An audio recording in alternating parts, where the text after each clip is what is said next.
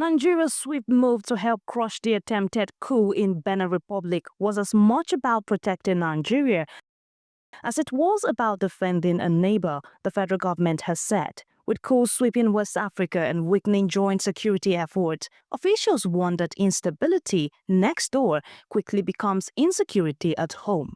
At the ECOWAS Council of Ministers meeting in Abuja, Foreign Affairs Minister Yusuf Tuggar said early communication between Abuja and Cotonou, backed by the close relationship between Presidents Tinubu and Talon, ensured the plotters were stopped before democracy was derailed.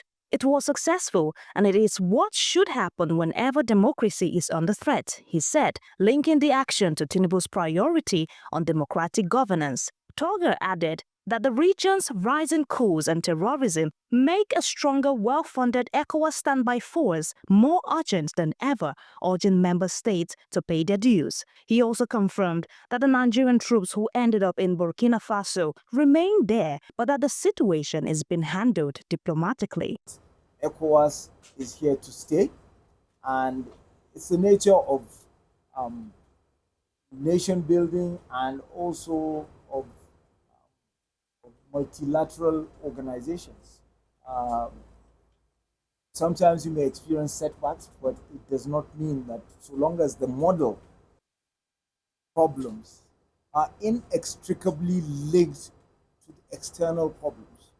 So we would not be doing ourselves any good if Republic of Benin has a problem and we don't help in tackling it and tackling it decisively.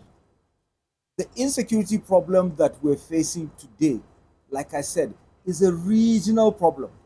It is a Sahelian problem. It is a Lake Chad Basin problem. And the factors that are affecting us are mostly exogenous. The security problem we're facing today is tied to the dysfunctioning of Libya, the fall of the Gaddafi regime. It is tied also to the conflict in the Sahel and the fight against terrorism in the Sahel region, in Mali, in Burkina Faso, in Niger, and beyond. So we have to understand that, and it is what is cascading down into Nigeria. The weapons, the fighters.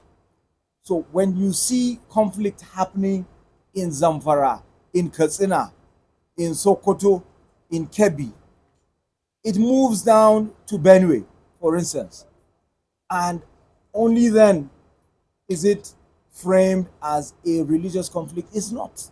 Benin's Foreign Minister Olusegun Ajadi Bakari thanked Nigeria, explaining that although Beninese forces had repelled the attackers, they needed aerial support to avoid civilian casualties as the rebels retreated into densely populated military camp. Nigeria's intervention, he said, ensured a precise, controlled response and prevented further chaos. Democracy has prevailed, he assured, noted that life has fully returned to normal across Benin. Between each country composing ECOWAS, this is very important, and on behalf of government of Benin, of people of Benin, I really want to thank my brother, His Excellency President Bola Ahmed Tinubu, and entire people of Nigeria, but also the entire government of ECOWAS for the support they gave to my country, and the fact that all of us, we decided to stop this, I